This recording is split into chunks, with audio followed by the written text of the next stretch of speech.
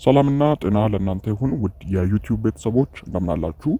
ዛሬ እንግዲህ በሌላ ቪዲዮ ተገናኝተናል። ዛሬ በዚህ ቪዲዮ ላይ እንግዲህ የምንመለከተው ስለ ቡናና ሻይ ነው። እንግዲህ በተለይም እነዚህ መጠጦች እንግዲህ በየዕለቱ እንደ አማራጩ እንደ ሰው ምርጫ የሚጠጡ መጠጦች ናቸው። እናም እነዚህ ከሁለቱ የተሻለ የጤና ጥቅምን የሚሰጠው የትኛው ነው?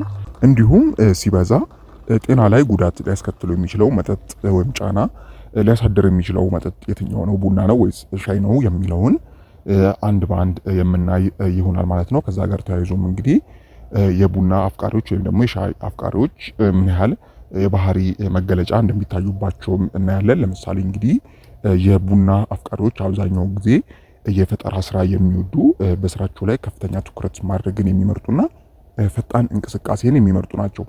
በአንጻሩ ደግሞ የሻይ አፍቃሪዎች ደግሞ ረጋ ያሉ ነገሮችን በትዕግስት የሚያዩና ማህበራዊ ግንኙነቶችን በሰፊው የሚወዱ ናቸው ተብሎ ይታመናል። እንግዲህ ቡና ለብቻ ሆኖ ስራ ላይ ለመጠመድ ሲመች፣ ሻይ ደግሞ ከሰው ጋር ተቀምጦ ለወሬና ለጨዋታ ልዩ ድባብን የሚፈጥር ይሆናል ማለት ነው። እንግዲህ ብዙ ጥናቶች እንደሚያሳዩትም ቡናም ሆነ ሻይ የሚጠጡ ሰዎች እነዚህ መጠጦች ከማይጠጡ ሰዎች ጋር ሲነጻጸሩ የጤና ጥቅሞችን የሚያገኙ ይሆናል ማለት ነው። እንግዲህ ከዛ ጋር ተያይዞ አሁን አንድ የቡናና የሻይ ጠቀሜታ የቱ የተሻለ እንደሆነ በጠዋት ወይስ በማታ የሚለውን የምናይ ይሆናል ማለት ነው። እንግዲህ ከዛ በፊት ሁላችሁም ይህንን ቪዲዮ ላይክ ማድረግ እንዳይረሳ፣ እንዲሁም ለዚህ አስተማሪ ቻናል አዲስ ከሆናችሁ ሰብስክራይብ በማድረግ ቤተሰቡ ነው። አሁን እንግዲህ ቀጥታ ወደ ጉዳያችን ስናልፍ እንግዲህ ቡናና ሻይ ከካይፊን ጀምሮ ከጤና ጥቅሞች ጋር ሊገናኙ የሚችሉባቸው አሳማኝ ምክንያቶች አሉ። እንግዲህ ጥናቶች በቡናና ሻይ ውስጥ ካሉ ሌሎች ንጥረ ነገሮች ይልቅ በካይፊን ላይ የበለጠ አተኩረዋል። እንግዲህ ውጤቶች እንደሚያሳዩት ካይፊን ድካምን በመዋጋት ንቁነትና ትኩረትን በቀጥታ የማሻሻል አቅም አለው። እንዲሁም ስፖርታዊ እንቅስቃሴን ሊያሻሽል ይችላል። ምናልባትም ከአድሬናሊ ሆርሞን መጠን መጨመርና ከሜታቦሊክ የኃይል መጨመር ጋር የተያያዘ ነው። ከዚህ ጋር ተያይዞ በቡናና በሻይ ውስጥ የሚገኘው ካይፊን ስሜትን በጥሩ ሁኔታ የማሻሻል አቅም አለው ማለት ነው። እንግዲህ ቡና ከሻይ ጋር ሲነጻጸር በአንድ አውንስ የተሻለ የካይፊን መጠንን ይሰጣል። ለዚህም ነው አብዛኛው ሰዎች አነቃቂ ነገር ሲፈልጉ ቡናን የሚወስዱት ወይም የሚጠቀሙት። በአጠቃላይ እንግዲህ አንድ ሲኒ ኖርማል ቡና ከ80 እስከ 100 ሚሊግራም ያህል ካይፊንን ይዟል።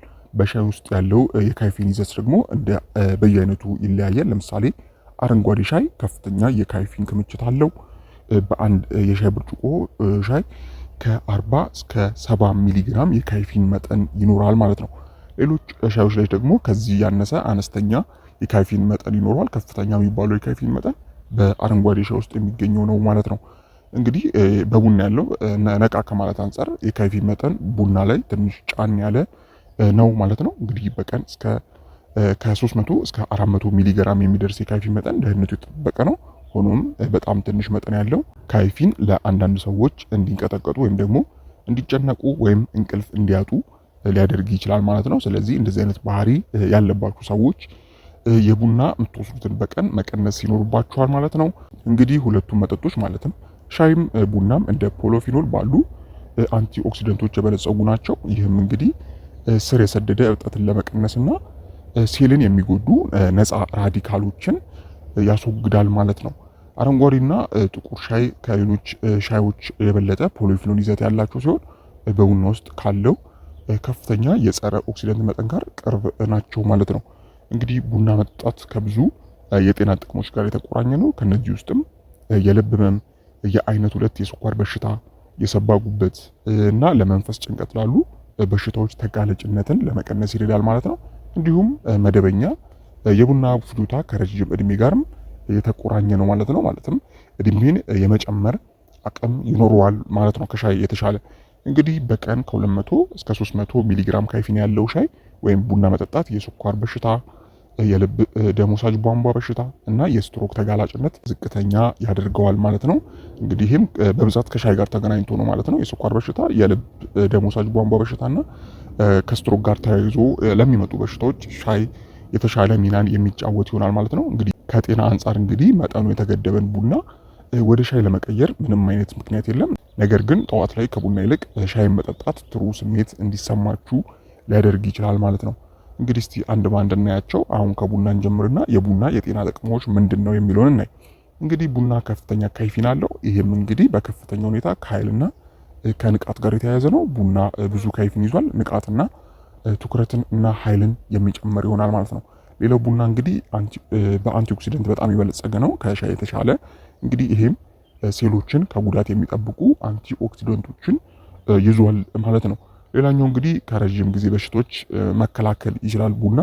ከነዚህ ውስጥም የልብ በሽታ፣ ቅድም እንዳልኳችሁ የስኳር በሽታ፣ ታይፕ2፣ ስትሮክ እና አንዳንድ ካንሰሮች ጋር በተያያዘ እንግዲህ በሽታን የመቀነስ የመያዝ እድልን የመቀነስ ሚናን ይጫወታል ማለት ነው። ሌላው ከጉበት ጤና ጋር ተያይዞ ነው። ቡና የጉበት ጥበቃ ላይም በጣም ጠንካራ ተጽዕኖ አለው። ሌላው ሜታቦሊዝም እና ክብደት ነው። እንግዲህ ካይፊን የሰውነት እሳት ወይም ደግሞ ሜታቦሊዝም ትንሽ ይጨምራል። ይህም እንግዲህ ከክብደት ጋር ተያይዞ ክብደት መቀነስ እንዲኖር የሚያደርግ ይሆናል ማለት ነው። ሌላው እንግዲህ የሻይ ጥቅሞች ነው። እንግዲህ የሻይ ጥቅሞች ይህም ከፍተኛ አንቲኦክሲደንት አለው።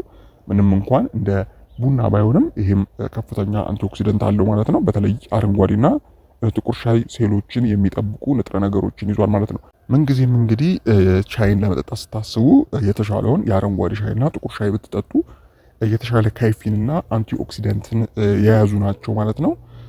ሌላው እንግዲህ የሻይ ጠቀሜታ ቀላልና ረዥም ጊዜ የሚቆይን ንቃት ይሰጣል። ከልብ ጤና ጋር ተያይዞ እንግዲህ ሻይ መጠጣት የልብ በሽታን ሊቀንስ ይችላል። እንግዲሁም አእምሮ ጥበቃ ነው። እንግዲህ ሌታኒን የሚባል ንጥረ ነገር ይዟል ሻይ። ይህም እንግዲህ ረጋ ያለ ትኩረትን እንድታገኙ ያደርጋችኋል ማለት ነው። አምስተኛው እንግዲህ የሻይ ጠቀሜታ እረፍትንና መረጋጋትን ነው። እንግዲህ በተፈጥሯዊ መንገድ የጭንቀትን መቀነስ ሊረዳ ይችላል ማለት ነው። እንግዲህ እንዳጠቃላይ ሁለቱንም እንደ ምርጫችሁ መጠቀም የምትችሉ ይሆናል ማለት ነው። በጠዋት ግን ሁሌም ሻይ ብትጠጡ ተመራጭ ነው። ትንሽ ከከሰዓት ደግሞ ቡና የተሻለ ውጤት ይሆናል ማለት ነው። እንቅልፍ የሚከለክላችሁ ከሆነ ደግሞ መቀያየር ይቻላል ማለት ነው። ጠዋት ቡና አድርጎ ከሰዓት ሻይ ማድረግ ይቻላል። እንዲሁም አንዱን ብቻ መጠቀምም የተሻለ ነው ማለት ነው። እንደ አጠቃላይ ግን ኃይልንና ንቃትን ከፈለጋችሁ ቡና መጠጣት ወሳኝ ነው። ትኩረትንና እረፍትን ወይም ደግሞ መረጋጋትን ከፈለጋችሁ ደግሞ ሻዩ የተሻለ መንገድ ይሰጣችኋል ማለት ነው።